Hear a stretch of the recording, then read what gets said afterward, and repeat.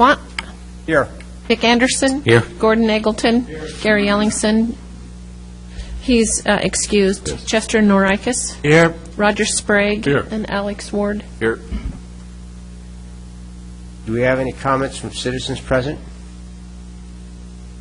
None. We'll move on to, okay, minutes of the meeting. A second here. We're on August the 13th, 2012. Do I have a motion to approve the minutes? I'll make that motion to approve the minutes of the meeting August 13th, 2012. Do I have a second? Second.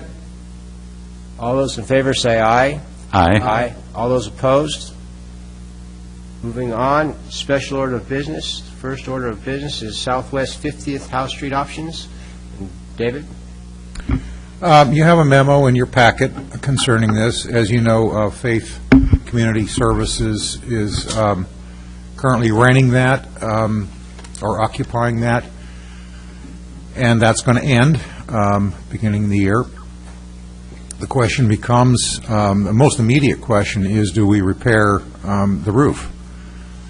We're getting into the rainy season, and if we don't, there's going to be some damage.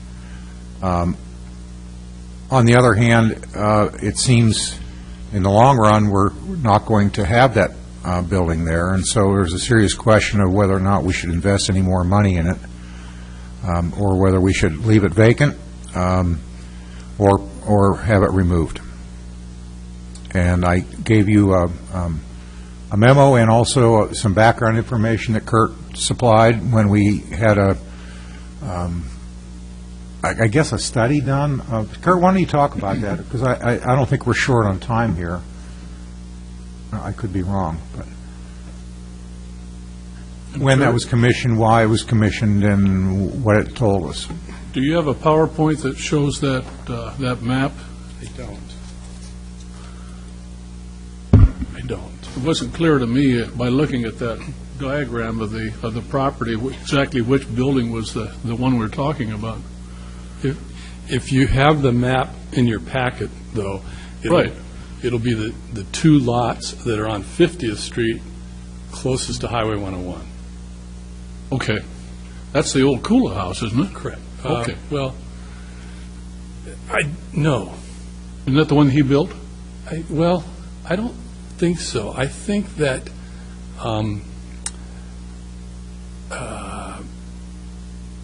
it's been in the Gates family for a long time. Okay, then his house is the one next door to that then? It might be. Two-story? It might be. I'm not sure. I'm not sure. Well, I can tell you that a year or so ago, maybe two, we did want to take another look at the property about the potential for redevelopment and try to, like I've said before, try to get on the front end of the recovery instead of waiting for the recovery to come and then figure out what to do. And so we brought in a person that does a lot of that type of work around the country, and so his recommendations were, if we're still interested in doing a weather center project, which he didn't say yes or no whether or not that was such a great idea, but he did support it. He said that property probably it'd be better if you built your weather center someplace else and used the proceeds from that property to fund it, because you could get way more for the property in some other use, and then be able to use those funds in another way, in another location, because the weather center maybe doesn't need that strong of a piece of property. I think that was the gist of it. Let me go back a little bit further. The Taft plan that was done in 2000 called for a complete renovation of 51st Street and undergrounding utilities, building the parking that we see there today, building the amenities at the end of 51st Street, and building a key attraction at the end to drive more people there. Well, to be honest with you, Moe's and the beach drive a lot of people there, and I don't know that we need an attraction to drive more. So I'm not a fan of building a public attraction there. It's the property we acquired, what's known as the old Hershey property, was Just a little over an acre. A little over an acre. prime piece of real estate. We paid good money for it, and that was to be the site of the weather center.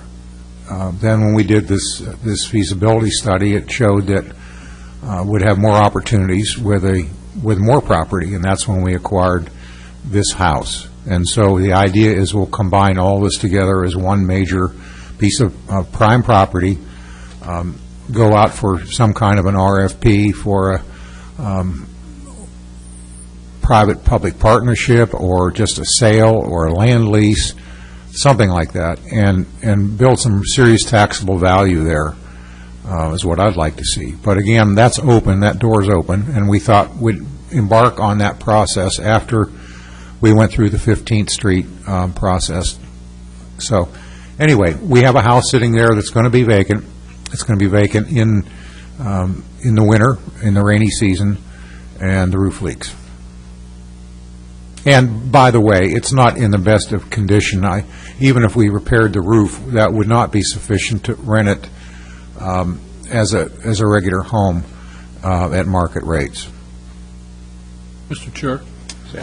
I remember that discussion, and that we were leaning heavily at that time on a private-public partnership, and they were talking about including the houses that are that are on 51st Street as well, and taking that whole strip. But that never materialized, and I don't know whether there would be anyone out there now that would be ready to do that. Kurt, there was an obstacle in the way of acquiring any more adjacent property, wasn't there? Not that I'm thinking about. The obstacle is that they weren't for sale. Okay. The two houses that you're referring to between our property and the Looking Glass Inn are, as I understand it, been family-owned properties for a very, very long time, and they haven't been on the market. And I think they're in good condition that sell for a pretty high price. The obstacle that maybe you're referring to is that easement, that 20-foot height easement on next to that one of those houses. Right. Okay. Mr. Chairman,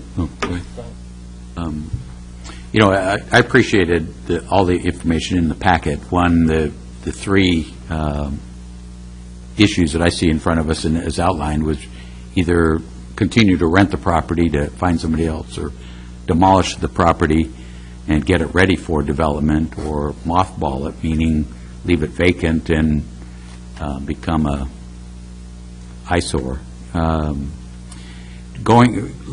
Based on what we're going through with the Northwest 15th, I did appreciate you including the packet from the consultants and the earlier look at highest and best use.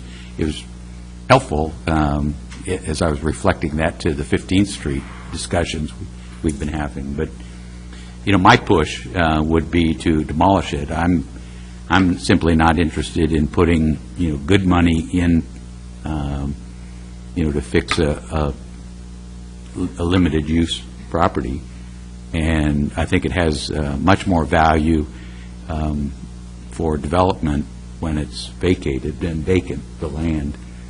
So hope that the fire department might be able to use it, and if not, to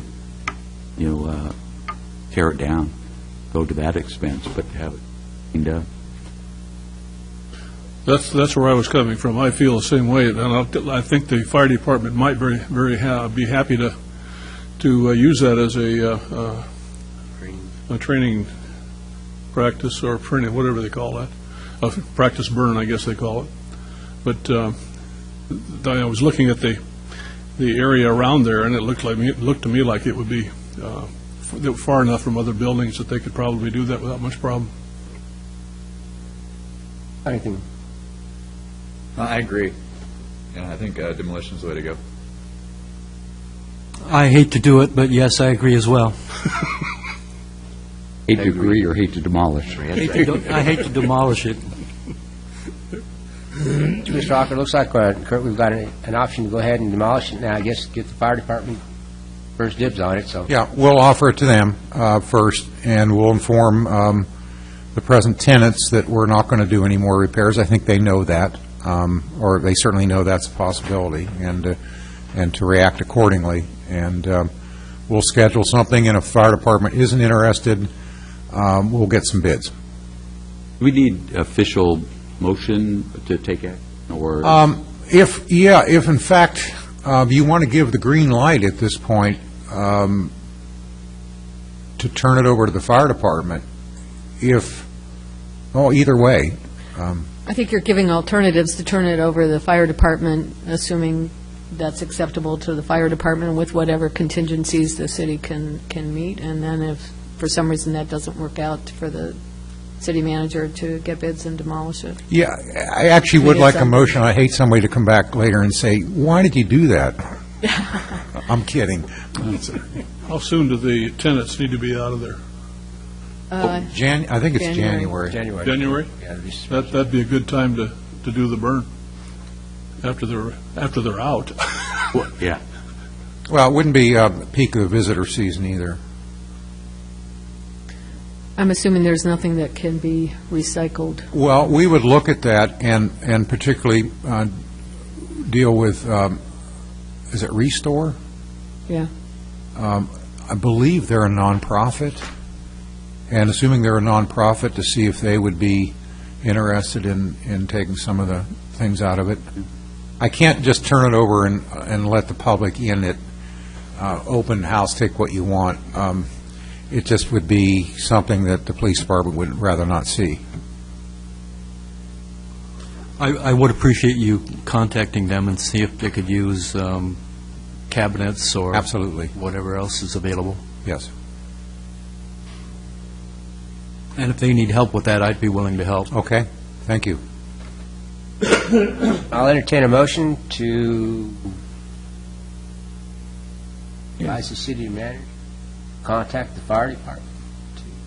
Yeah, I guess I'd look to see the motion to eventually demolish the property at 838 Southwest 50th, and demolishing either by way of giving the fire department the opportunity to utilize the building, and if that doesn't work, then to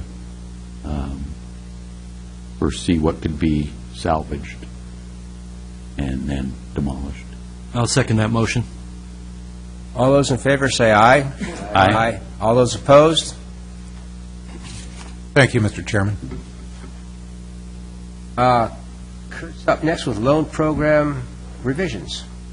Yeah, first of all, if I can start out by saying that your staff report had a second page that said Exhibit A, and that was just part of my boilerplate that I didn't get to. When I got done with my page, I was done. I didn't flip it. So there is no Exhibit A in case someone was worried that they hadn't got something. We've talked in the past about some changes to the loan program. The biggest one really is probably changing it, raising the amount. We're recommending that we raise it to $75,000.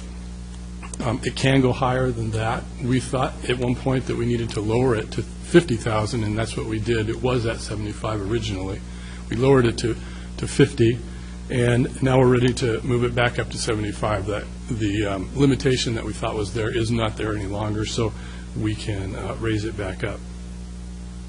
We're also looking at the possibility of if a really important project was to come along, that maybe we could provide even additional funds to that program.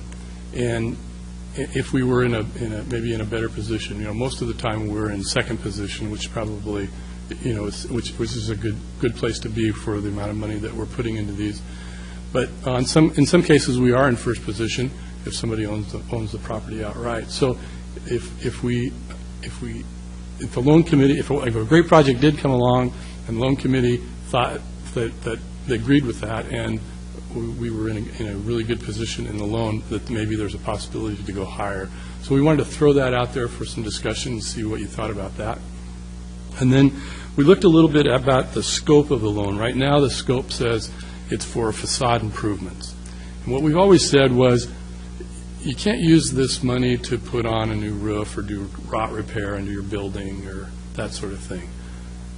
It has to be a facade improvement. But if you do a facade improvement, we don't want you to facade over a rot or have a bad roof that leaks. So if you do a facade improvement, you can do all these other things. But you can't do all these other things without improving the facade, because the intent is to make these buildings look better, have a better appearance. So we had some discussion about that, whether or not we wanted to change that and say, well, you can just going to do any of these things. And we came back thinking that, well, the gist of the program was the facade improvement program. We'd like to continue that. We have some ways to be sort of lenient on what a facade improvement is. It could be a can of paint, a new front door, window, or something. But we wanted to open it up into so that it was available to some other things. We hadn't allowed it to be used for like interior work, and so we wanted to include that sort of thing: lighting, accessibility, parking lot paving, sidewalks, walkways. If you wanted to do a plaza, that sort of thing. So we wanted to include some of those things in there. So we wanted to put that out for your discussion and thought. And then the one exception to that, it shows here above, would be if someone wanted to do some change out of their signage, that we would allow that. We would sort of consider that a facade improvement. In many cases, it would be if they wanted to change out their sign, and that they could do that without a structural improvement to their building. And what we would then try to do is try to look at the historic business districts and look at some sort of some guidelines in those districts. And so that might be one way to help facilitate that, by making this available for some sign change-outs. And maybe that it comes the other way. We get the Bay Area merchants, for example, to come up with some ideas from some guidelines, and then, by the way, the carrot then is that we have a loan program that can provide you the opportunity to change out your sign. So those are kind of the three things that we'd like to talk about, and if you would like to move ahead with those, we'd be glad to put together a program, make some changes to our existing program for your approval. And if you have some other ideas or some changes to those, we'd be glad to hear them. Open the floor for discussion. Just a question to start off with, if I could. Kurt, I'm assuming that the loan rehabilitation program was a winner out of the toolbox, so to speak, when we did our grid. I was really glad to see that. Okay. Since, yes. There were 7 yes votes on that one, yes. Okay. Because we did not get back a grid on that, or did I miss it? No, your next meeting, you'll see that. Okay. So that is a winner. Yes. Kurt, what was the thinking behind not allowing rot repair, roofing, parking lot paving, et cetera, originally? It wasn't so much that there was a thought behind it. It was more of, this was what we wanted to do was a facade program. And so that was really the thought, that's what we were trying to get to happen, not the other things. The program, in the plan, when you open the plan, the urban renewal plan, it says we can create a property rehabilitation loan program. It doesn't say it has to be a facade program. It says it just has to be existing commercial buildings, or existing buildings within the district. So it's pretty open. But at the time, the agency chose to make it a facade program. And are you thinking at this point, since it has been a success, that this is a way of expanding it and making it more inclusive?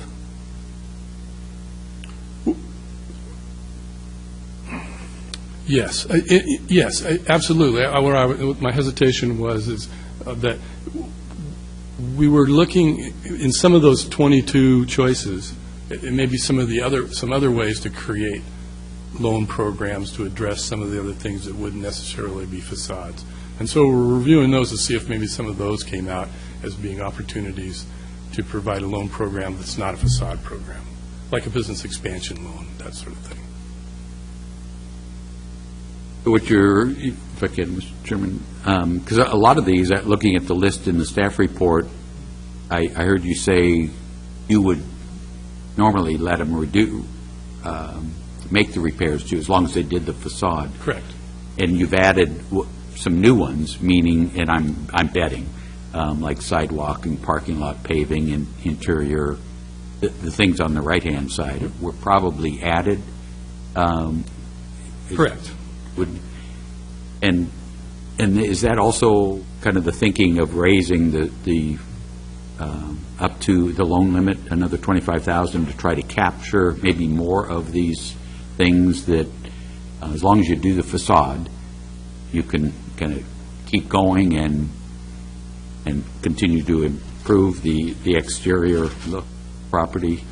Yeah, we kind of went back, well, first of all, we were at 75, and then we lowered it, and that was, that we sort of had a feeling like there was a sort of a threshold where you've got $50,000 to work with. Well, over the years, $50,000 doesn't go as far as it went, so all of a sudden there was a mindset of, well, we'll just do this little thing. Where at 75, well, you could do a lot more, and we noticed that people were doing a lot more than 75. They were putting in their own money and doing much larger projects. So that maybe we can get another group of people that hasn't taken advantage of the 50,000 to come forth and look at a much larger project than they would have otherwise. Mr. Chair? Yeah. Two concerns. One is, first of all, the only places that this loan program could be used is in the urban renewal district. Correct. And the purpose of that was to remove blight rather than create a financial institution, so to speak. I just don't want us to be in competition with other financial institutions if people are using our program with zero interest and paying interest somewhere else if they're capable of getting a loan somewhere else. And since this is supposed to be getting rid of blight, I just wonder if all of these things that are listed here really fall within that category. Well, we hope so. Pardon? We hope so. I mean, that's the intent. Well, the idea would, you'd start with the facade. So the facade has to be done. So that I'm envisioning that it would improve the exterior look of the building. And then once you do that, you can broaden. So in essence, you can't, to put it the other way, you can't go back into Kurt and ask for a rot repair loan for $75,000 or a structural repair without doing the facade. So the facade comes first. It doesn't really say that, though, does it? It's a facade improvement. It's a facade improvement program, but if you're borrowing the money to do a structural repair, that doesn't necessarily take in the facade. Well, with Councilor Sprague, it says staff recommends keeping the facade improvement requirement, Right. but including in the available uses of the funds the following. Well, we would spell that out in the plan so that it is clear, but that's our intent, is that Okay. we're keeping that in place so that the facade would be improved, Okay. Except for the sign. except in cases Sign where would somebody be a wants Yeah, standard. that's the exception, right. Yeah, I just want to make sure that we're not competing with the local financial institutions and beating them out of a loan that somebody could qualify for. But we are doing that, are we not? We have been. We have been.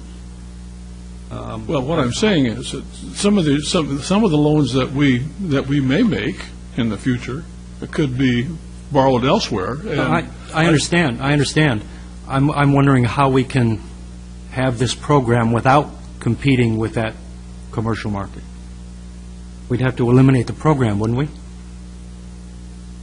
Well, my feeling about it was that this is a last resort for people who want to do some remodeling in the urban renewal district. I would say no. I don't see this as a last resort. This is an incentive loan to clean up your building, put a new facade on it, and improve the look in the urban renewal district. Well, I understand that, but I just thought that if somebody is willing to do that they might have the wherewithal just to go to the local institution and borrow the money and do it that way without having to use this, and then our money is available for those who can't afford otherwise. Well, so far, we haven't been short of money, correct? Correct. So the money supply isn't the issue. Okay. And I see it as an incentive to get people to act, even for low interest rates today, they hadn't been, and so this was an incentive of which they've certainly taken advantage of to, what, $1.6 million or something, loan inventory. So somebody is, and it's proven to be not any different underwriting criteria, because we haven't had the difficulty there. But I think Chester's concern is, right, how, do you have any ideas of how would we not compete?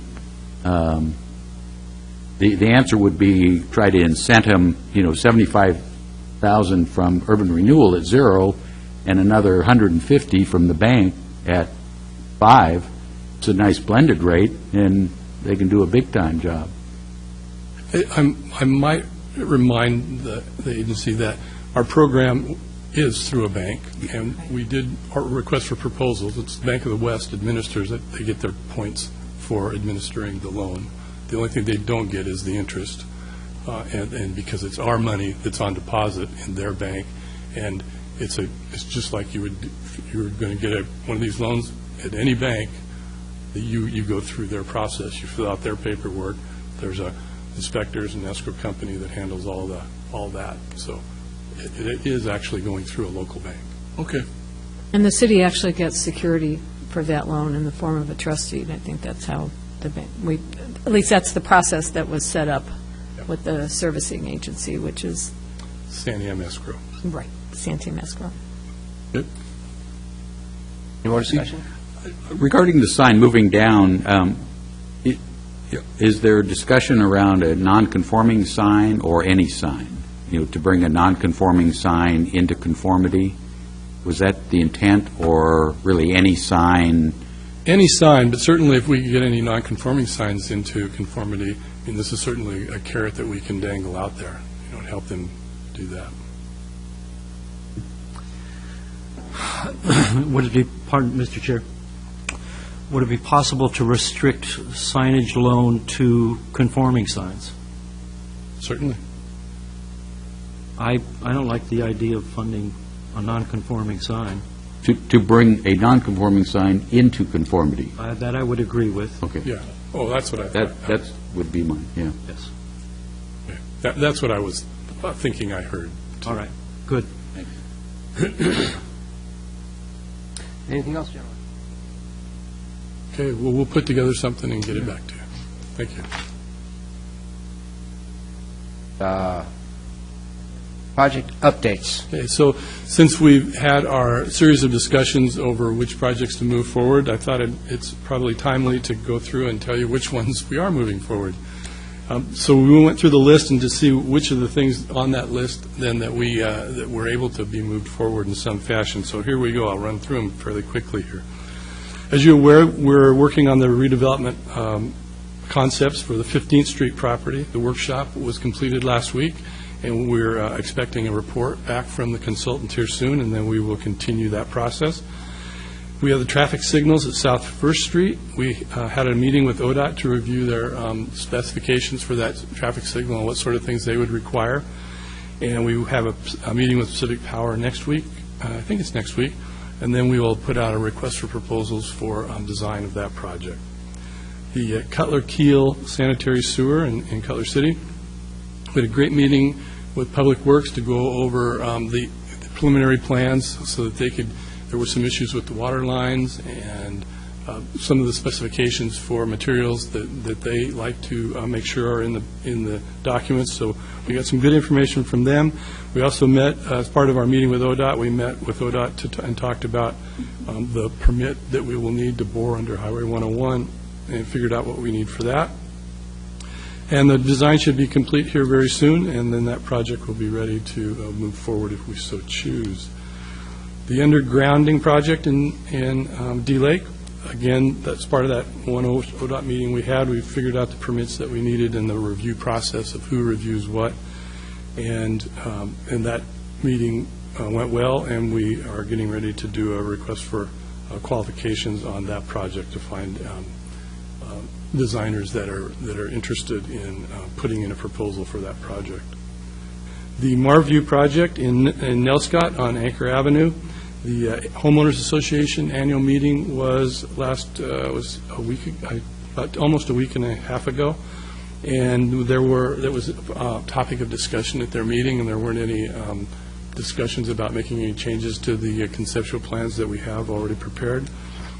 We have a proposal from Group McKinsey, who did the 2 undergrounding LID studies on that street, and also the firm that put together that preliminary design. So we will be looking at moving that project forward. The 35th Street parking and property development, I'm calling it, in Nelscott. We had, again, at that meeting, we had a really good meeting with ODOT. We talked about all of these things, but we wanted to make sure that we were going to be able to get the information that we need in order to move that project forward before they did their project. So what we need is a survey of the back of their sidewalk. So the plans that you've seen so far shows a sidewalk at the south end of the Nelscott Strip, and then our parking lot would be adjacent to that. So they've assured us that they'd be able to give us the back of sidewalk and the elevations of the sidewalk so that a designer could start right away and get that project designed in place before their project takes place. So we're going to move forward on that. The Economic Development Toolbox, the results are all in now. We've compiled them. We have a staff review of those scheduled for this week, and we'll be talking about how to bring that to you for some more discussion, and then we will look at developing some programs around the ones that were chosen. The ODOT Nelscott Gaps project, the one through Nelscott, we continue to work with ODOT on that. One of the recent things that we had asked them to consider was on 32nd Street. That's the one where the Mercantile Building is, between 32nd Street and Eagles Lodge. There is an existing sidewalk, as you know, next to the building that goes down to the restrooms, and their proposal is to build another sidewalk next to it. And the reason is because of the elevations, and we were asking them if they would consider just building one sidewalk up against that building, and in order to do that, we would have to add some concrete to their footing so that they didn't just run their sidewalk over to wood, they'd run it over to concrete. In the infinite wisdom of ODOT and their people that do those sorts of things, the building qualifies for historic significance or preservation or something, and so we can't make those modifications to the building to allow that to happen without a big deal and probably delaying the process even beyond 2015. So we backed away from that and said, okay, do it the way that you've designed it. So we gave it a shot, but it wasn't going to work out. The 15th Street history signage, that's been a long time in coming, but the signs are in production finally. There's 2 signs that are going to go on 15th Street. One talks about the community coming together and building the concrete ramp down to the beach, and the other one is about the Lincoln City guerrillas who kept an eye on the coast for submarines and blimps and all that kind of stuff during the war. So those are kind of 2 interesting bits of signage that will be going up, and they'll be installed here probably soon. The final one, the electric vehicle charging stations. Joan has hung in there with us through this whole thing. It's just been an excruciating process, even for our office, but especially for Joan in the legal department. And we even had some issues today that she was able to resolve, and I think that's the last of the resolution of the legal issues. We've identified the site at the Lincoln City Cultural Center for placing them, and so we'll be finalizing that contract and moving that work forward. So that's the list of things that we're currently working on, and if you have any questions about those, I'd be glad to answer them. Kurt, you spoke about the possibility of a sidewalk next to a sidewalk. Was that the upshot of the meeting? ODOT says that's what you have to do? Yeah, and I guess I didn't explain it very well. The sidewalk that's there is here, and the new sidewalk's going to be here. So they're different elevations. Okay. Well, and the other part is, after they're done, we can go back and do it. But we'll have 2 sidewalks there. Even if we put them at the same elevation, then there'll be a 14-foot sidewalk instead of a 7-foot sidewalk, but that's what came out of it. And they have to put that second sidewalk in? Well, now, that's a good question. Well, I think so, yeah, because it's at a different elevation. Yeah.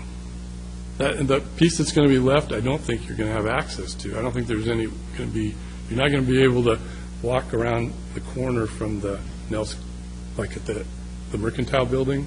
You're not going to be able to walk around the corner and beyond that sidewalk, because the new sidewalk will be 3 feet higher, and they're not going to put steps down to it.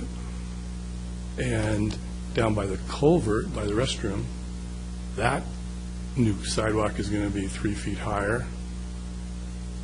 So, yeah, that's what I understand. I fear we're leaving ourselves open here to ridicule regarding 2 sidewalks and a waste of the taxpayers' money. Well, that was why I put in the effort that I did to see I if we appreciate could, that. Find a way around that. Mr. Chair, Yeah. that also means that we will lose some parking on that street then? Yeah, we unfortunately we lose the parking regardless. I thought that maybe by having one sidewalk, we would be able to gain that parking back, but because of their design, and there'll be 3 lanes at the highway, because they have turn lanes, that they say we won't be able to have parking on that street.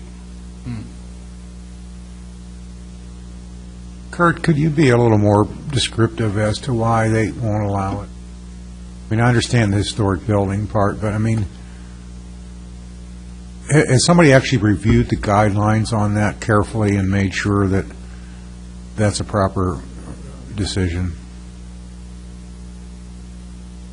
Well, I don't know. All I know, I know when I got the response back, I said, well, I've had the same feeling, like, are you serious?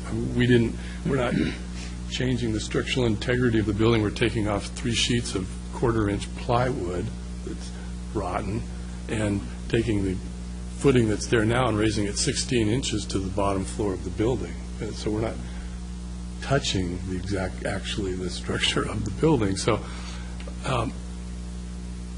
but the response was something to the effect that SHPO, the State Historic Preservation Office, has said that even if we do that work, ODOT doesn't do the work, we do it, it's still tied in, and because of that, then there'd have to be a mitigation to some other historic building someplace. Could we talk to that person or office directly? It doesn't feel right. It doesn't feel right, because are we going to have to put a fence around the one sidewalk so that people don't fall into the other sidewalks, and it's going to be 3 feet higher and things like this? It'll have a rail around it, yeah. It'll have a rail? You've got to be kidding me. There's got to be something that could be done with this one. This one, Well, the only thing that got to me was, well, at least when they're done, we can fix it. but we can't take out the extra 7 feet of sidewalk. Well, it's our street, we can do whatever we want. How would you propose fixing it? Well, by raising the concrete wall on that building, by taking off the plywood and raising the footing. It's got a basement under it, but the basement footing only comes within 16 inches of the bottom of the floor, so there's a space there. So we would have 2 sidewalks at the same height, Yeah, so the sidewalks would then be at the same and height. we wouldn't need a rail. Well, we'd have to take the rail out, the rail that we put in, and then we'd have to take that out. Yeah, I appreciate your suggestion, Mr. Hawker. Yeah, please contact somebody, Kurt. But if I could, not at the sake of slowing down the roadway at the Del Scott, please. 25 years is long enough, and I hate to sacrifice a historic building or a double sidewalk, but inquire. Okay, we'll do that. We'll put some effort into that. Thank you. One more question. Email. Could you email us a project's update of You what bet. you went through? Thank you. Any more questions for Kurt? Just a comment. We've been so fortunate here recently to have a different attitude from ODOT. I don't want to alienate them on this project, but on the other hand, since they are being easier to work with, hopefully that they'll come around and come up with an alternative here that'll work. I will get you their response so that you can read it And then, and I don't know if any of you wish to have it, but I have their response that you could read, if it would help. Okay. Comments for Kurt? Thank you, Kurt. Let's see, next on the agenda would be agency member comments. Do we have any? Kurt, before you go, I have a comment, if you please, Mr. Chair. Of the, 41 loans Yes. that we've given, Yeah. has anybody sent you a thank you note or come in to say thank you, or? Yes, we actually have had, and we did send out a survey here not too long ago and ask about, what they thought of the program, if they thought we should up it, if they thought it did and help their business, and we had totally positive responses. Excellent. We didn't have 100% response, but the people who did respond were really encouraged us to keep it. Excellent. Great. Thank you. Or comments from agency members? If not, this meeting is adjourned.